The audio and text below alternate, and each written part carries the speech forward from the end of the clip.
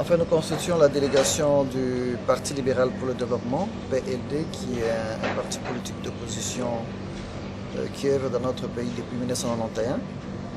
Nous avons suivi à partir de l'Est, où se trouve l'essentiel de notre base, l'évolution notamment du dialogue que co-modérait l'honorable Vital Kamerhe pour le compte de l'opposition, et à la demande de nos différentes fédérations installées à l'Est, tout comme à l'Ouest du pays. Nous avons pensé qu'il était de bon loi de venir à Kinshasa rencontrer les co-modérateurs pour le compte de l'opposition, ça veut dire l'honorable Vital Kamerhe, pour comprendre le fond en comble, le contenu de l'accord, les contours de l'accord, les dessous des tables de l'accord. Parce qu'en fait, la population de l'Est de la République, où nous sommes très actifs, voudrait que toute démarche qui sera menée par la classe politique pour le moment ne puisse avoir comme idéal que l'alternance. Et dans cette alternance, nous pensons que, tel que le dit l'accord, il prévoit notamment l'organisation des élections dans le plus bref délai, et qu'au terme des élections, nous devons avoir un nouveau président qui remplacera le premier. Et ça sera une occasion historique pour notre pays d'avoir pour la toute première fois un ancien président de la République qui devra siéger à l'Assemblée ou bien au Sénat comme sénateur à vie, et d'avoir un nouveau président de la République qui, à son tour, devra se rassurer de cette alternance-là. Ça, c'est le premier message de la base de l'Est de la République. Donc, dans toute démarche, l'objectif principal reste l'alternance. Deuxièmement, vous savez que la partie Est de la République est confrontée à de sérieux problèmes d'insécurité. Le Nord Kivu, le Sud Kivu, une partie de l'Ituri. Nous avons notamment la présence de groupes armés, les ADF Nalu qui tuent la population, les FDLR. Nous avons présentement les rebelles sud-soudanais qui viennent d'être cantonnés dans les territoires de Nyiragongo. Pour la population de l'Est, il faudrait que ce court temps qui sera donné à un gouvernement puisse être capitalisé pour que cette crise sécuritaire puisse prendre fin à l'Est de la République. Sinon, il risque d'y avoir des élections partout, sauf à l'Est de la République. Et ça, c'est très important. Nous pensons qu'il fallait venir partager cette opinion de la population de l'Est de la République avec le président Vital Kamerhe. Il est vrai que la base ne comprend pas encore le contenu et l'importance de cet accord, mais nous avons fait confiance à Vital Kamerhe, qui est l'un des dignes fils du pays. Et nous avons confiance que la mise en exécution de l'accord se fera de la manière telle que chronométrée, et qu'au terme, nous aboutirons à l'alternance, parce que pour la population, l'alternance reste le mot-clé. Donc, toute démarche qui ne permettra pas l'alternance à la tête du pays et dans différentes institutions. Vous savez, beaucoup d'institutions sont arrivées fin mandat. Bientôt, d'ailleurs, l'Assemblée nationale également arrive sous mandat. Donc, toutes ces démarches-là risquent de se heurter à la résistance de la population. Mais toute démarche qui va dans le sens de l'alternance, elle sera la bienvenue. Et nous avons été voir ici l'honorable Vital Kamerhe pour nous rassurer que le contenu de l'accord prévoit effectivement l'alternance. Il faut dire que de par l'entretien que nous venons d'avoir, nous sommes rassurés. Il est vrai que la population qui s'attendait à l'alternance à la fin de l'année 2016 ne va pas vivre ces moments historiques.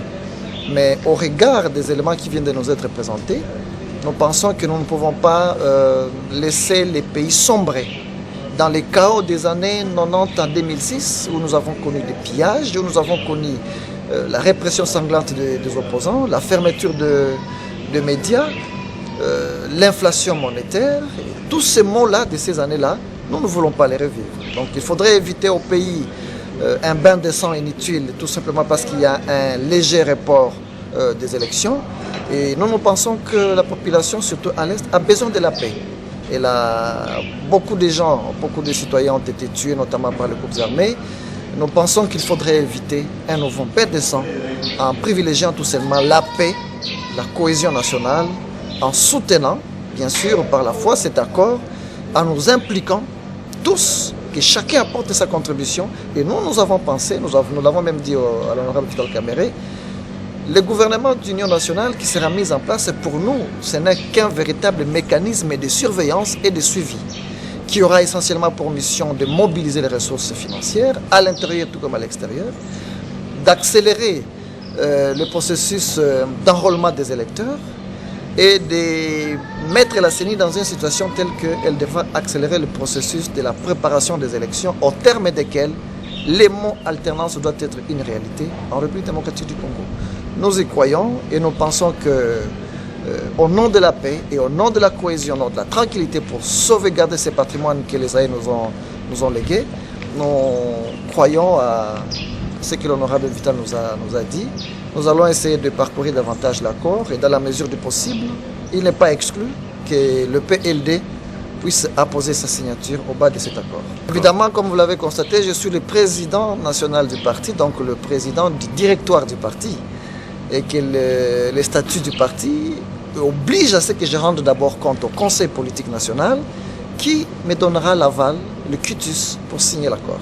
Le message, c'est un message de paix, c'est un message de cohésion, un message d'amour.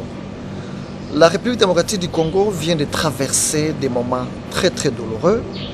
Et d'ailleurs, la partie qui semble être plus victime, c'est la partie est de la République où se trouve concentré l'essentiel de notre base. Nous pensons que nous ne devons pas jeter le pays au feu parce qu'il y a un léger report de l'élection présidentielle. Nous avons la possibilité de nous impliquer, cette fois-là, tous de mettre la main à la pâte pour nous rassurer que ce qui vient d'être commis par la majorité présidentielle, en nous mettant devant un fait accompli de la non-organisation des élections, ne puisse pas se répéter. Voilà pourquoi j'en appelle à l'inclusivité de toutes les composantes, les partis politiques de l'opposition, les organisations de la société civile qui n'ont pas encore compris les contenus de cet accord, nous les appelons à l'inclusivité, à s'impliquer pour que tous ensemble, nous puissions nous rassurer que cette fois-ci, ça sera la meilleure occasion d'amener le pays vers l'alternance politique. Donc nous appelons les partis politiques de l'opposition, nous appelons les organisations de la société civile, les personnalités diverses, les notabilités diverses de notre pays à faire confiance à cet accord et à privilégier la paix.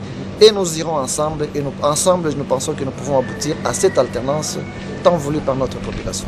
Le message que nous pouvons adresser à l'honorable Vital Kamerhe, c'est un message d'ovation, d'encouragement. Vous savez, ce n'était pas facile pour un homme politique de prendre cet engagement, d'y aller et de pouvoir tracer un chemin. Nous devons ensemble, en tant que fils de ce pays, écrire l'histoire de ce pays. Et nous pensons que l'honorable Vital Kamerhe est un modèle de leadership déterminé.